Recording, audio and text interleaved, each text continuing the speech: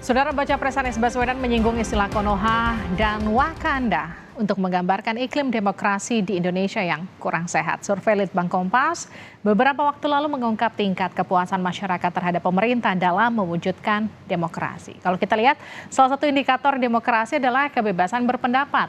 Survei Litbang Kompas awal Agustus memperlihatkan 75% responden puas dengan upaya pemerintah menjamin warga bebas berpendapat. Sebanyak 18,2% responden menyatakan tidak puas. Dalam hal membangun sikap menghargai perbedaan, 79,2% responden menyatakan puas dengan pemerintah, sedangkan yang menyatakan tidak puas 14,2%.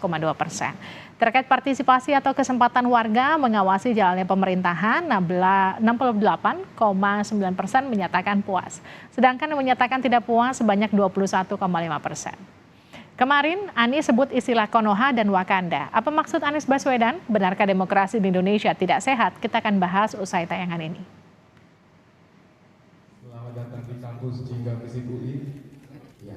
Bakal calon presiden dari Koalisi Perubahan Anies Baswedan kembali menyinggung iklim demokrasi Indonesia. Anies menyebut di media sosial masyarakat sering menggunakan kata Konoha dan Wakanda. Anies mengklaim kata itu digunakan saat warga untuk mengkritik pemerintah.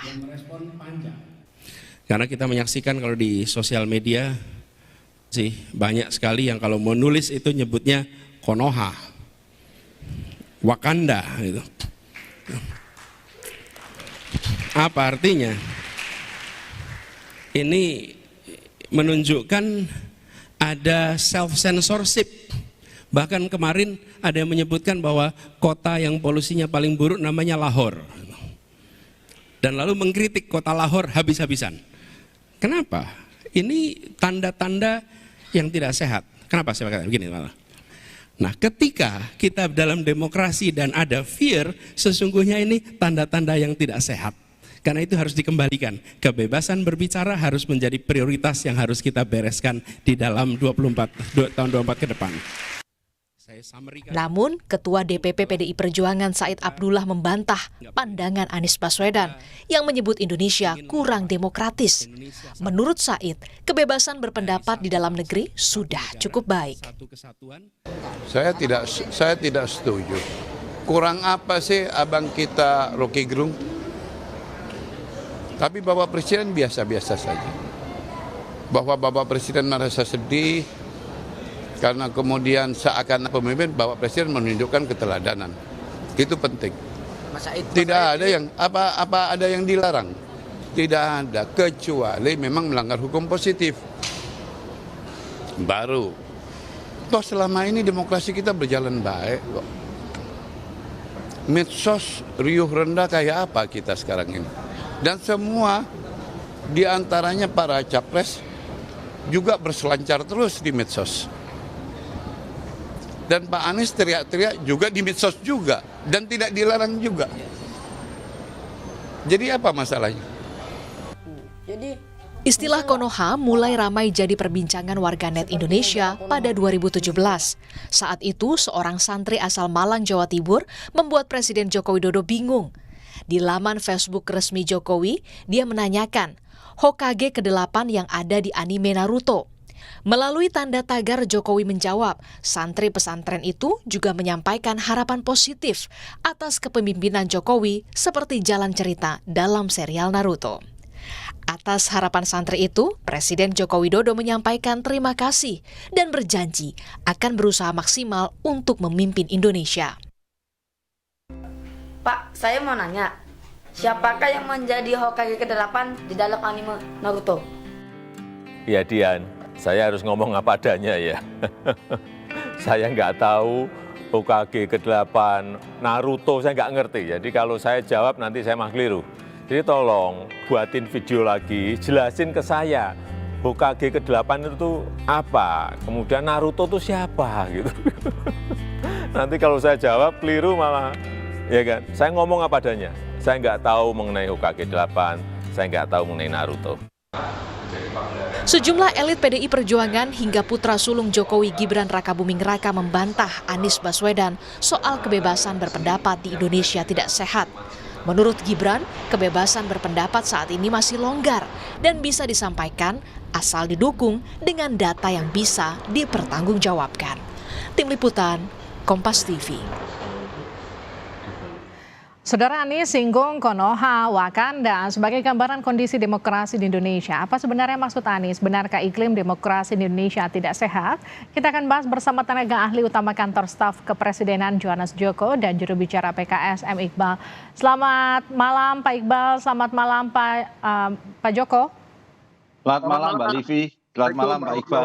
Assalamualaikum. Waalaikumsalam. Saya ke Mas Iqbal dulu. Mas Iqbal, jadi apa maksudnya Konoha Wakanda yang disebut Pak Anies? Ya, ini kan fenomena sosial ya, di mana sekarang masyarakat kalau ingin menyindir negaranya sendiri itu dengan mengistilahkan ada negara di daerah lain. Yang itu hanyalah imajinasi, sehingga tidak bisa dikenakan delik hukum kalau satu hari ada yang mempermasalahkannya. Jadi saya kira ini bahasa satiran, bahasa sindiran yang sekarang sudah merebak di kalangan remaja, pemuda, aktivis, yang dia itu ketika mengkritik negaranya dia menggunakan istilah ini, sehingga nggak kena delik, kira-kira begitu ya. Apa itu kemudian bisa langsung ditarik satu garis lurus bahwa itu adalah bukti demokrasi di Indonesia nggak sehat? Ya, saya kira bukan hanya itu saja. Dalam beberapa riset, silakan di googling ya, bahwa indeks demokrasi Indonesia dalam 2 tahun terakhir ini sangat menurun sekali, jauh. Yang ini tentu saja menjadi salah satu gambaran ada kata-kata kesambungan hubungan antara negeri Konoha dengan indeks demokrasi Indonesia itu. Jadi menurut kami ini harusnya menjadi fenomena sosial yang menjadi perhatian kita bersama, bahwa jangan sampai ketika Pak Jokowi berkuasa ada ketakutan di masyarakat.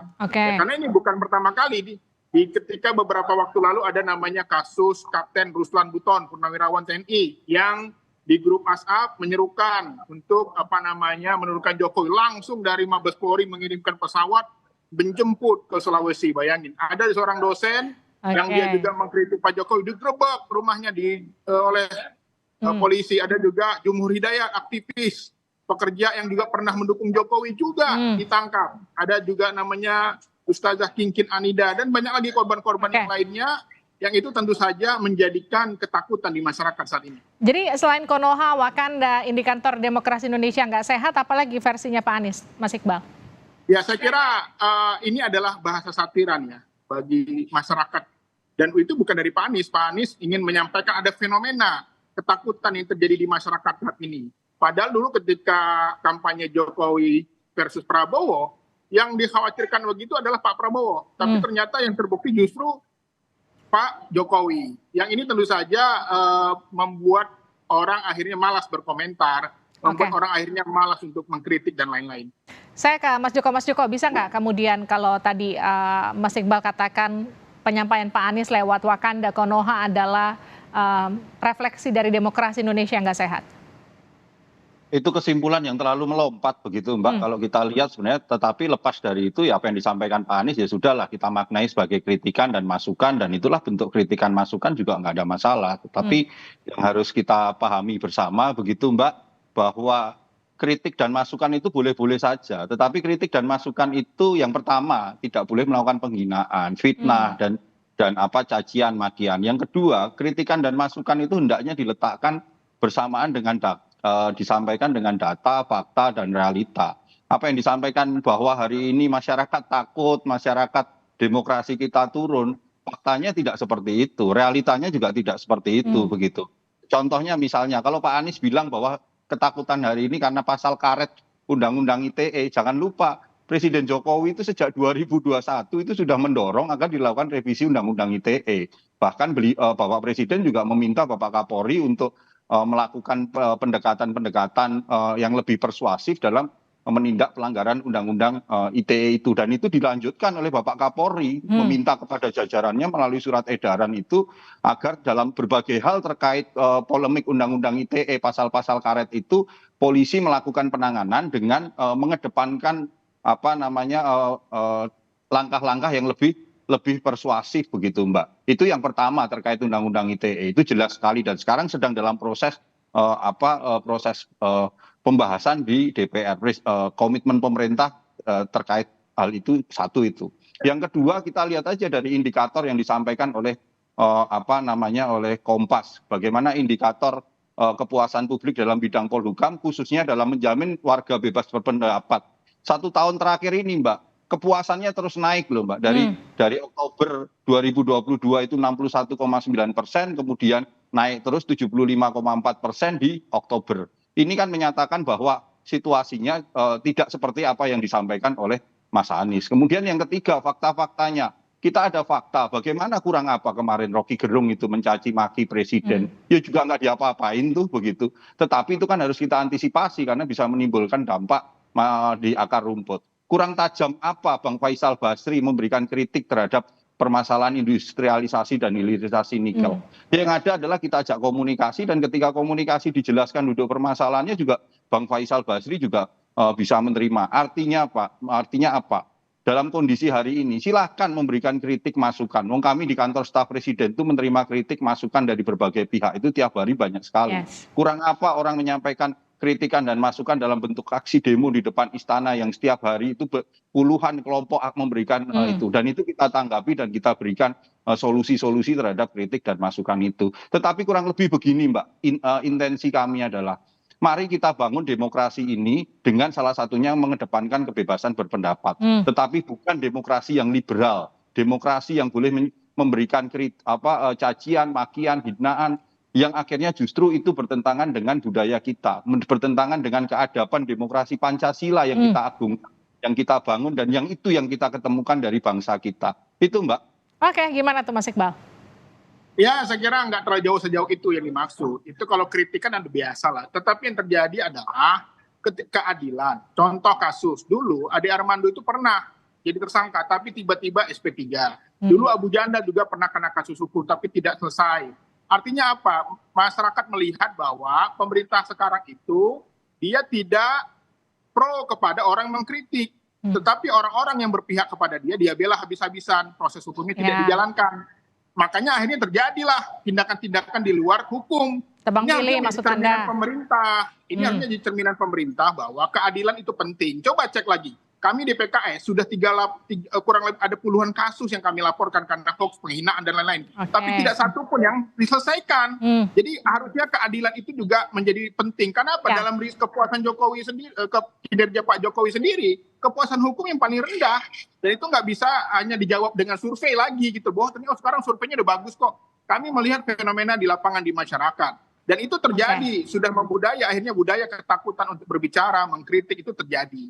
Jadi jangan terlalu dianggap jauh tentang bahwa kami menerima kritik. Ya kritik itu biasa, tetapi yang kami inginkan adalah bagaimana tidak ada ketakutan di masyarakat. Ya ini Mbak, yang Mbak Livi, yang selalu didengungkan adalah bahwa apapun hinaan, makian dan fitnaan itu dianggap sebagai kritik. Tapi kan bukan hinaan, ini bukan makian. Faktanya tidak seperti itu. Begitu. Sebuah refleksi keadilan harus sama-sama bagaimana orang yang sudah dilaporkan sampai ke kasus hukum jadi tersangka bisa SP3 karena dia pendukung pemerintah. Sementara orang yang marilah kita tempuh sama-sama proses hukum, ada jalur-jalur hukum yang bisa ditempuh terkait hal-hal itu. Itulah yang harus dijaga. Tetapi itu yang harus menjadi penegasan adalah masyarakat ini melihat. Baik, satu-satu Mas Iqbal, tahan dulu. Bisa membaca itu kok.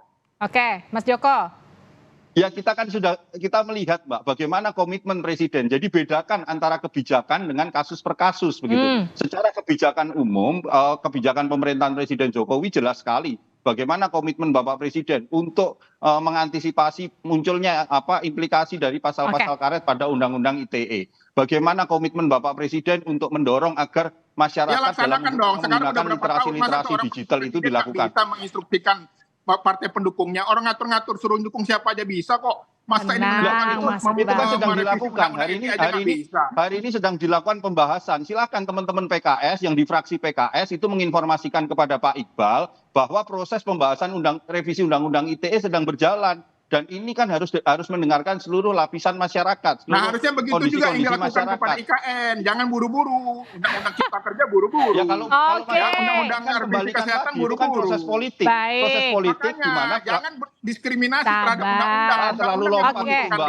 Terlalu lompat kemana-mana itu, Mbak. Ngawur itu.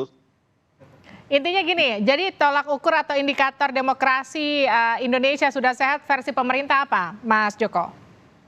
Ya, salah satunya Mbak adalah bagaimana indikator kepuasan masyarakat. Karena kalau kita menggunakan indikator-indikator yang dikeluarkan oleh lembaga-lembaga yang ada di Barat, itu kan indikator-indikator yang menggunakan nilai-nilai demokrasi yang mereka yakini. Sementara kita punya indikator-indikator demokrasi sendiri, di mana masyarakat melihat bagaimana kesantunan publik itu dikedepankan, bagaimana keadaban publik itu diutamakan, dan inilah yang harus kita jaga bersama, begitu Mbak. Dan faktanya juga sampai hari ini Presiden Jokowi dihina sekeras apapun, dicaci serendah apapun, tidak pernah beliau melaporkan kepada instansi penegakan hukum untuk ujaran kebencian ataupun menjelek-jelekan. Itu Mbak. Oke, Mas Iqbal terakhir, singkat saja.